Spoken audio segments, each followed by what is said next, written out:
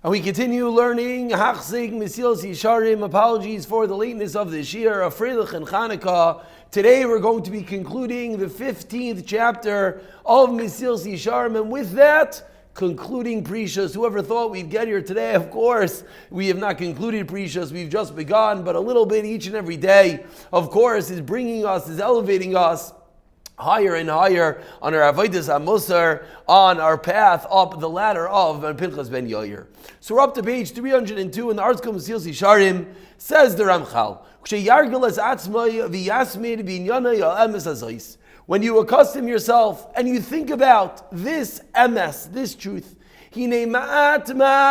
and this is the equation of all of what we're learning in Mesilas Yesharim. That ma'at, a little bit like that trickle. Yetzei chavshi, it frees you mimasir asichlos, from the freedom, from the jail of sichlos. That's literally the equation.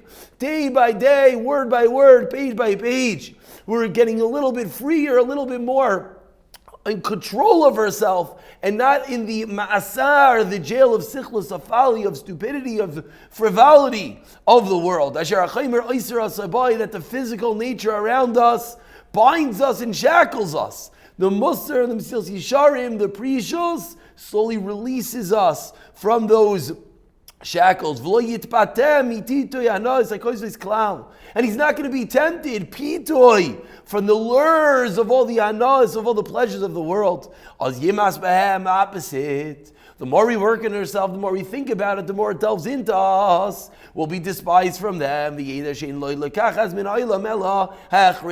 slowly we'll realize, why are we on this world? Only to take from the physicalities the hachrechi, that which is essential, that which we need, and not just a gluttonous pursuit of pleasure, as we've explained.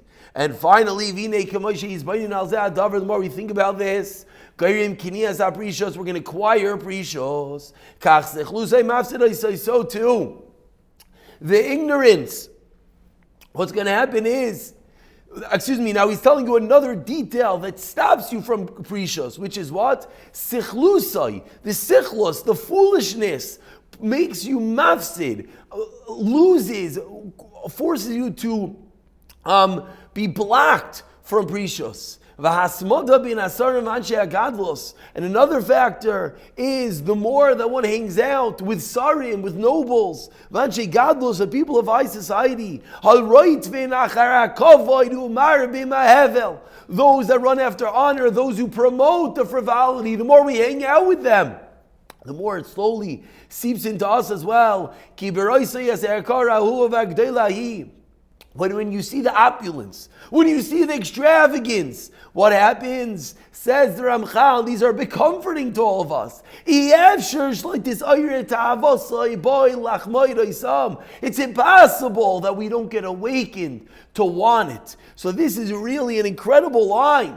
The world we live in, unfortunately, the more that we see, the more that we want, the more that we experience, the more that we desire. And it's this revolving circle. So the more we hang out with such people, the more we expose ourselves to such, is the more that it pulls us in. And even if he controls himself, and he doesn't allow the Yitzhara to grab hold of him, he's not going to escape the battle. And he's in sakana. And this is what Shlomo Melech says, Toiv, it is better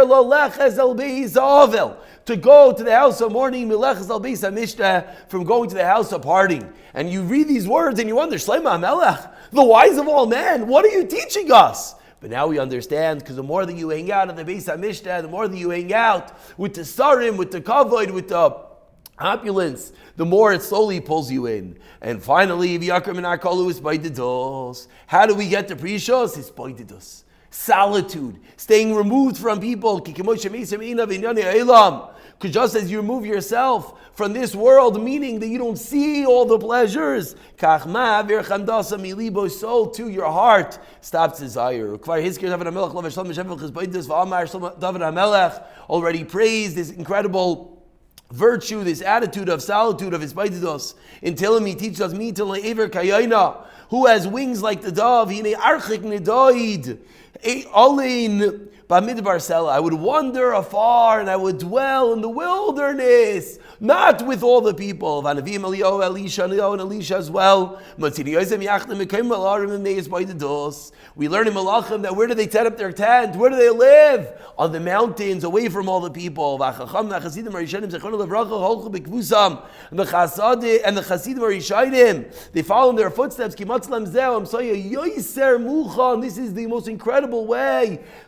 Shleimos to acquire the shleimos, the complete, the ultimate. Because by secluding yourself, by removing oneself, what happens is you slowly remove that temptation, we slowly remove that magnetic pull that each and every human being, and it's natural, and we have to encourage ourselves to realize it's normal and it's natural to be pulled towards it. And that's why we have to remove ourselves bit by bit. And finally, concludes the Ramchal, all the things you have to be careful about when it comes to be kind of precious.